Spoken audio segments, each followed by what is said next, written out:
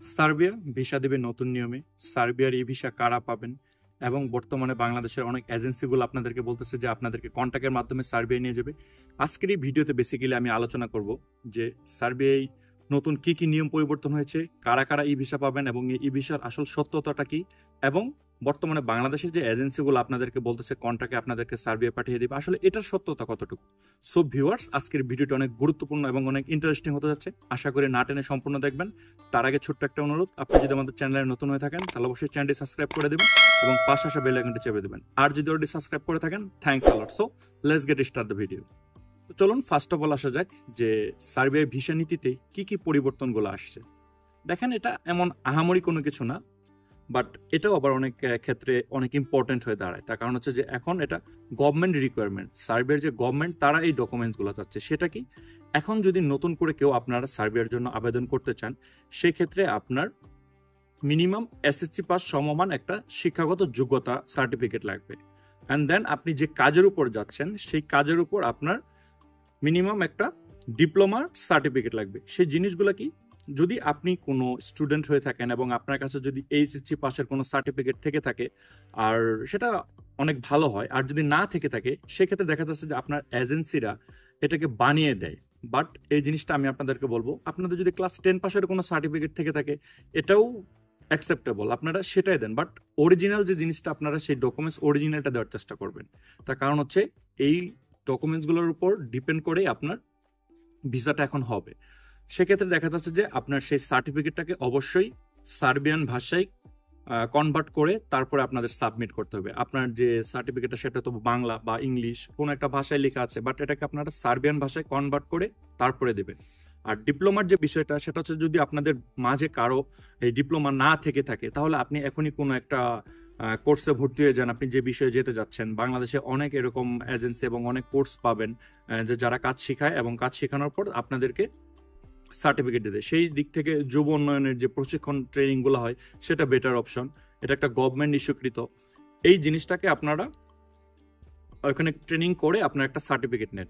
তো এই দুইটা ডকুমেন্টস এখন আপনার ম্যান্ডেটরি। তো চলুন এই ডকুমেন্টস পাওয়ার পর আপনার কাজটাকে দেখেন। এই ডকুমেন্টস গুলো আপনার একটা গভর্নমেন্ট ইস্যুকৃত একটা লয়ার থেকে সার্টিফাইড করে নিতে হবে, আই মিন এটাকে ভেরিফাই করে নিতে হবে। সেই গভর্নমেন্ট ইস্যুকৃত একটা লয়ার দিয়ে আপনার এই জিনিসগুলোকে স্ট্যাম্প স্বাক্ষরিত করে তারপর আপনার জমা দিতে হবে। এটা যদি আপনি আপনার কোনো এজেন্সির মাধ্যমে করেন তাহলে তারাই আপনাকে সবকিছু করে দেবে, বাট আপনি আপনার এজেন্সিকে বলে দিবেন যে তারা যেন এই কাজগুলো করে দেয়। তো এই দুইটা জিনিস, এই ডকুমেন্টসগুলো, এইটাই ছিল ম্যান্ডেটরি, যেটা নতুন একটা পরিবর্তন আসছে সার্বিয়ার ক্ষেত্রে। তো চলুন এবার কথা বলা যাক যে ই ভিসা। আসলে আমি কি বলবো যে এই ই ভিসা নিয়ে অনেক রিউমার্স ছড়াচ্ছে। আমার বাংলাদেশি ভাইরা যারা সার্ভে আসতেছেন আমাকে অনেকেই কমেন্টস করেন, ভাই আমি ই ভিসা পেয়েছি, এবং অনেকে কমেন্টস করেন যে আমার ই ভিসা হবে নাকি আমার স্টিকার ভিসা হবে।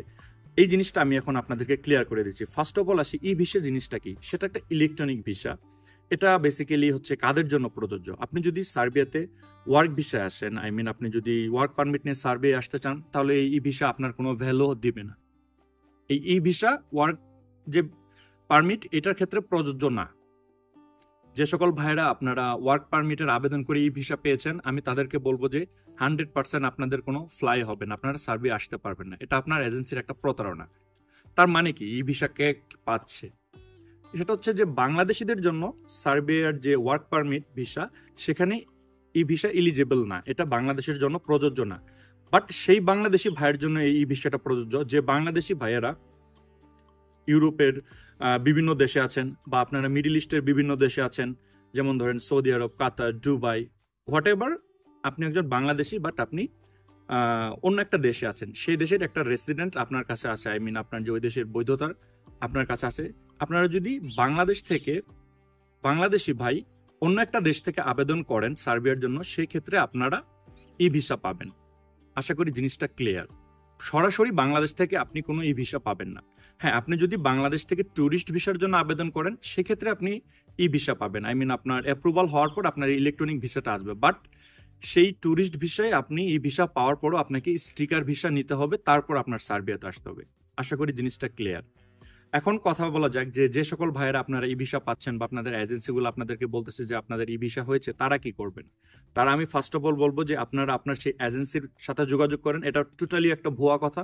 আপনি কাজের ক্ষেত্রে আসতে গেলে আপনার 100% আপনার স্টিকার ভিসা লাগবে। আশা করি এই জিনিসটাও ক্লিয়ার। তো চলুন এবার কথা বলা যাক যে সার্বিয়ার যে বর্তমান পরিস্থিতি, আমাদের বাংলাদেশের যে এজেন্সিগুলা তারা বলতেছে কন্ট্রাক্টে কাজ করবে এবং বাংলাদেশের থেকে সরাসরি অনেকেরই ফ্লাইট হচ্ছে, প্রচুর ভিসা দিচ্ছে, এইসব ব্যাপারে কিছু কথা বলা যাক। সো এই বিষয়ে আসার আগে ছোট্ট একটা অনুরোধ, ভিডিওটা যদি ভালো লেগে থাকে এবং ইনফরমেটিভ মনে হয় তাহলে অবশ্যই লাইক, কমেন্ট এবং শেয়ার করবেন। অ্যাটলিস্ট আমাকে সাপোর্ট করার জন্য হলো আমার চ্যানেলটাকে সাবস্ক্রাইব করে রাখবেন। তো চলুন এবার কথা বলা যাক। পয়েন্ট আকারে আমি বলতেছি, ফার্স্ট অফ অল আমি বলবো যে বাংলাদেশে বর্তমান যে ট্রেন্ডিংটা চলতেছে যে সার্বিয়ার অনেক ভিসা হচ্ছে, আপনারা অনলাইনে দেখতেছেন অনেকেরই ভিসা হচ্ছে, 10 জন 12 জন একসঙ্গে ফ্লাই করতেছে, তারা সার্বিয়া আসতেছে।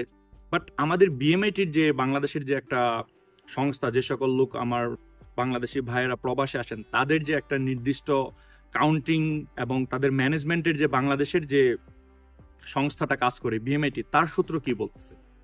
তার সূত্র বলতেছে 2023 সালে মোটামুটি, আমি আগের ভিডিওগুলোতে বলেছি 639 জন বা 40 জন সামথিং এরকম লোক সার্বিয়াতে আসছে। আর 2024 সালে মোটামুটি আপনার 315 থেকে 16 জনের মতো বাংলাদেশি ভাইরা সার্বিয়াতে আসছে। এটা হচ্ছে তার নিট কাউন্টিং। আর যে সকল ভাইরা আপনারা দুবাই বা মিডল ইস্টের অন্যান্য দেশ থেকে আসছেন, তাদের হিসাবটা আলাদা, কারণ তাদের ক্ষেত্রে এই কাউন্টটা প্রযোজ্য না। তো চলুন এবার কথা বলা যাক যে দেখেন সার্বিয়াতে বাংলাদেশে যেরকম একটা হাইপ চলতেছে, যে এজেন্সিগুলো এবং যে সকল ভাইয়েরা আপনারা আসার চেষ্টা করতেছেন, আপনারা তারা নিজেরা একটু কাউন্ট করে দেখেন যে একটা এজেন্সিতে কি পরিমাণ সার্বিয়া ভিসা প্রত্যাশাগামী ভাইদের আবেদন এবং পাসপোর্ট এবং ফাইল জমা পড়ে থাকে। তার মাঝ থেকে 300 জন লোক সার্বিয়াতে আসছে। এটা এমন আহামরি কিছু না যে এখানে প্রচুর ভিসা হচ্ছে। হ্যাঁ, ভিসা হচ্ছে টুকটাক, বাট এরকম আহামরি কিছু না। আর সবচেয়ে বড় কথা হচ্ছে যে দেখেন আলবেনিয়ার ক্ষেত্রে এই ভিসাটা প্রযোজ্য। যে সকল ভাইদেরকে আপনাদের ই ভিসা দিচ্ছে যে আপনাদেরকে সার্বিয়া পাঠিয়ে দিবে, তাদের 100% কোনো ফ্লাইট হবে না। আমি বারবার কথাটা এই জন্যই বলতেছি কারণ আমাকে অনেকেই প্রশ্ন করেন। এই জিনিসটাকে ক্লিয়ার করার জন্য আজকের ভিডিওটি। আর একটা কথা, সেটা হচ্ছে যে আপনাদেরকে অনেকেই বলতেছে, আমি পয়েন্ট 2-তে যে জিনিসটা বলবো সেটা হচ্ছে যে আপনাদেরকে কন্ট্রাক্টে সার্বিয়া পাঠিয়ে দেবে। এটার সত্যতা কতটুকু? এটার সত্যতা হচ্ছে যে কন্ট্রাক্ট বলতে কোনো কিছু নেই সার্বিয়াতে। আপনার আসতে হলে যে নির্দিষ্ট ক্রাইটেরিয়া এবং প্রসেসিং গুলো রয়েছে, এগুলোর ভিতর দিয়ে আপনার আসতে হবে। বাট কন্ট্রাক্টটা আপনার কোন ক্ষেত্রে প্রযোজ্য সেটা হচ্ছে যে আপনারা সবাই জানেন যে সার্বিয়া আসতে গেলে আপনার পারমিট এবং আপনার যে সবগুলো ডকুমেন্টস এভরিথিং আপনার অনলাইন অ্যাপ্রুভাল হতে হয়। সো এই অনলাইন অ্যাপ্রুভালটাকে আপনার সার্বিয়ান ফরেন মিনিস্ট্রি থেকে আপনার অ্যাপ্রুভ করিয়ে তারপরে আপনাদের আসতে হয়। এই ক্ষেত্রে একটা কন্ট্রাক্ট কাজ করে, বাট সেটা কোনো কোম্পানির ভেদে না, এটা নির্ভর করে হচ্ছে আপনার লয়ারের উপর। সেটা কি দেখেন, সার্বিয়ান কোনো কোম্পানি তারা নিজেরা পারমিট ইস্যু করে না, তারা একটা লয়ারের মাধ্যমে এই পারমিটগুলো বের করে। তো এটা ডিপেন্ড করে হচ্ছে আপনার লয়ারের উপর, আপনার লয়ারটা মানে কতটুকু ক্ষমতা সম্পন্ন। ফর এক্সাম্পল দেখেন, বাংলাদেশের সুপ্রিম কোর্টের একজন লয়ার আর বাংলাদেশের গ্রাম্য অঞ্চলের দায়রা জজ আদালতের একজন লয়ার, আশা করি দুইটা কখনোই সমান হবে না। এটার পার্থক্যটা আপনারা বোঝেন। ঠিক এটা ডিপেন্ড করে এরকম ভাবে। দেখা গেছে সেক্ষেত্রে সার্বিয়ার যদি 100টা কোম্পানি কোনো মিনিস্ট্রি অ্যাপ্রুভালের জন্য যদি কন্ট্রাক্ট করতে চায়, সেক্ষেত্রে দেখা যাচ্ছে যে 90টা কোম্পানি ফেলিয়ার হয়। কারণ হচ্ছে তাদের যে লয়ারগুলা তারা এতটা অ্যাডভান্স লয়ার ধরে না। তার কারণ হচ্ছে তারা টুকিটাকি করে অ্যাজ ইউজুয়াল ভাবে একটা পারমিট বের করে দিয়ে একটা কর্মী আনতে চায়। আর যে সকল কোম্পানিগুলো 10 বা 12টা কোম্পানি, আমি মানে একটা উদাহরণস্বরূপ বললাম, তারা একটা ভালো লয়ার দিয়ে কাজ করায়, সেক্ষেত্রে তারা এই মিনিস্ট্রি অ্যাপ্রুভালটাকে কন্ট্রাক্টের মাধ্যমে করিয়ে দিতে পারে। তার মানে কি? তার মানে আপনি যদি মিনিস্ট্রি অ্যাপ্রুভাল পেয়ে যান, তার মানে কি আপনি সার্বিয়া চলে আসতে পারবেন? না, এখানে মিনিস্ট্রি অ্যাপ্রুভাল পাওয়ার পরেও আরো কয়েকটা ধাপ থাকে, সেই ধাপগুলো পার হওয়ার পরে আপনার ভিসাটা হয়। তো সেই ক্ষেত্রে আমি বলবো যে যে সকল এজেন্সির আপনাদেরকে বলতেছে যে আপনাদেরকে কন্ট্রাক্টের মাধ্যমে সার্বিয়া পাঠিয়ে দিবে, এটা একটা ভুয়া কথা। ওই যে মিনিস্ট্রি অ্যাপ্রুভাল এই জিনিসটাকে কন্ট্রাক্টে করা যায়, বাট সেটা খুব কম সংখ্যক এজেন্সির লোকেরাই করে থাকে। তো চলুন এবার কথা বলা যাক যে অনেকেই হয়তোবা আপনারা এখন সার্বিয়ান বিভিন্ন কোম্পানির স্ট্যাটাস গুলাকে চেক করেন, যেটা অ্যাক্টিভ আছে কিনা, এটা কোন গ্রেডের company, A+, A grade, B+, B grade, এইসবের উপর ডিপেন্ড করে আপনারা চিন্তা ভাবনা করেন যে হয়তোবা A+ বা AA+, এই সকল কোম্পানির পারমিটের উপর ভিসাটা বেশি হবে। বাট এটা একটা ভ্রান্ত ধারণা। তার কারণ হচ্ছে যে দেখা যাচ্ছে যে আপনার B গ্রেড বা C গ্রেডেরও অনেক কোম্পানির 10 থেকে 15টা করে ভিসা অ্যাপ্রুভাল হয়ে যাচ্ছে, আর A গ্রেডের আপনার সেই ভিসাগুলো হচ্ছে না। তার কারণ হচ্ছে ওই যে আমি বললাম যে এখানে যে আপনাদের লয়ারটা যে কাজ করে, সেই লয়ারটা কতটুকু ক্ষমতা সম্পন্ন এবং তার কতটা এক্সপেরিয়েন্স আছে এসব কাজের উপর, তার উপর ডিপেন্ড করে। সো আপনারা যারা এই স্ট্যাটাস চেক করে বিভিন্ন কোম্পানির এই গ্রেডগুলো চেক করে আপনারা চিন্তা ভাবনা করেন যে আপনারা এগুলোর মাধ্যম দিয়ে আসবেন, এটাও কোনো কাজে দেবে না।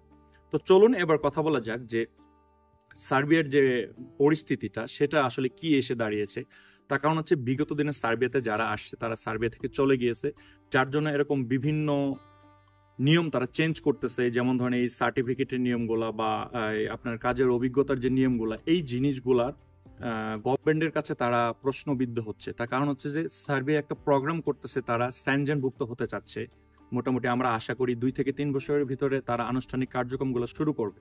তো তার জন্য তারা এই জিনিসগুলোর উপর ফোকাসটা বেশি দিয়েছে, যার জন্য আপনাদের এই নিয়মগুলা চেঞ্জ হচ্ছে। তার কারণ হচ্ছে গভর্নমেন্ট সেই কোম্পানিকে বলতেছে আমার দেশের লোক সার্বিয়ান নাগরিক কাজ পাচ্ছে না, তুমি বাইরের দেশ থেকে কেন তাদেরকে নিয়ে আসতে চাচ্ছ। তো সেক্ষেত্রে সেই কোম্পানিগুলা এইসব এভিডেন্স তাদেরকে দেখিয়ে বলতেছে যে আমি যে কাজের জন্য লোকটা আনতে চাচ্ছি সেই কাজের জন্য যোগ্য লোক আমার সার্বিয়ান কোনো লোক আমি পাচ্ছি না। তো আশা করি আপনারা এখন বুঝতে পারছেন যে এই জিনিসটা কতটা ইম্পর্টেন্ট। তো চলুন এবার কথা বলা যাক যে বাংলাদেশের বিভিন্ন এজেন্সি আপনাদেরকে বলতেছে যে আপনাদের অ্যাপ্রুভাল লাগবে না, অনলাইন অ্যাপ্রুভাল কিছু লাগবে না, আপনাদেরকে কন্ট্রাক্টের মাধ্যমে পাঠিয়ে দেবো। দেখেন, আমি বারবার বলি যে সার্বিয়ার ভিসার ক্ষেত্রে কয়েকটা স্টেপ অতিবাহিত করার পর তারপরে আপনাদের ভিসাটা হয়। যে সকল এজেন্সি আপনারা অনেক লোকের কাছে দেখবেন যে তাদের কাছে পারমিট রয়েছে, এগুলা কোনো অনরাইল অ্যাপ্রুভাল নাই, কোনো অনরাইল থেকে কোনো অ্যাপ্রুভালই করা হয়নি। সো এই সকল ভিসাগুলা ফেক হওয়ার সম্ভাবনা 100%। আপনি আপনার এজেন্সির সঙ্গে এমনভাবে কন্ট্রাক্ট করেন, তাদেরকে বলেন যে আমার এই ভিসাটা যদি স্ট্যাটাস আমাকে আপনি চেক করে দিতে পারেন যে এটা অনলাইন অ্যাপ্রুভড, তারপর আপনি টাকা পয়সা লেনদেনে যাবেন। এর আগে কোনো টাকা পয়সা লেনদেনে যাবেন না, আদারওয়াইজ আপনি প্রতারিত হবেন। সো এবার কথা বলা যাক যে 2024 সালে সার্বিয়া আসাটা আপনার ঠিক হবে কিনা। দেখেন, আমি বলবো যে সার্বিয়াতে যে এরকম আহামরি অন্যান্য দেশের মতো খুব ভিসা হচ্ছে এরকমটা না। আপনারা আসতে পারেন, কারণ সার্বিয়া হাইপ চলতেছে।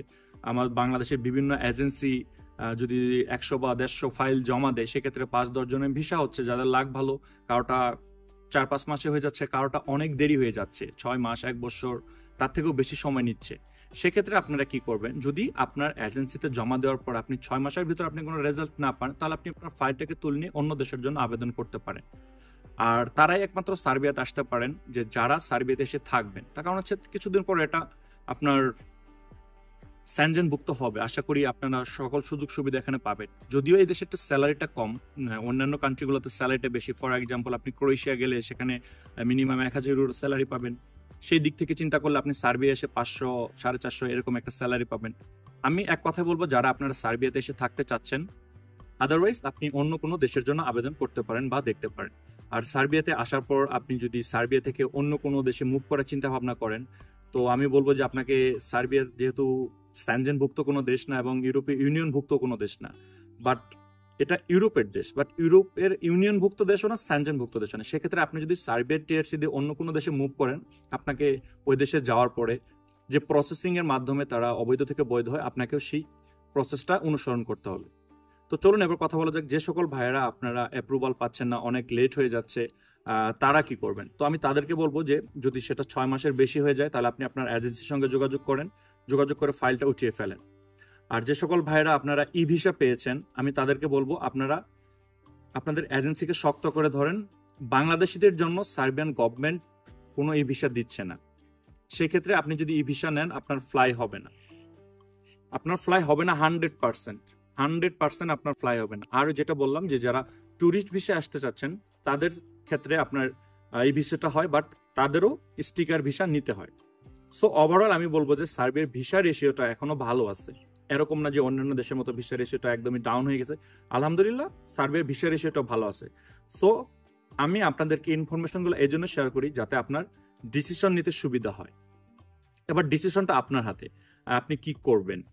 আশা করি আমার এই ইনফরমেশনগুলো আপনার অনেক কাজে লাগবে, আপনার ডিসিশন নিতে অনেক সুবিধা হবে এবং আপনাকে কেউ প্রতারিত করতে পারবে না এই ভিসা নিয়ে। সো ভিউয়ার্স, আজকে ভিডিওটা বড় করতেছে না, ইনশাল্লাহ সার্বিয়ানের পরবর্তী ভিডিওতে আরো গুরুত্বপূর্ণ আলোচনা হবে। সেই ভিডিওটি দেখার অনুরোধ রইল। সবাই ভালো থাকবেন, আমার জন্য দোয়া করবেন। আসসালামু আলাইকুম।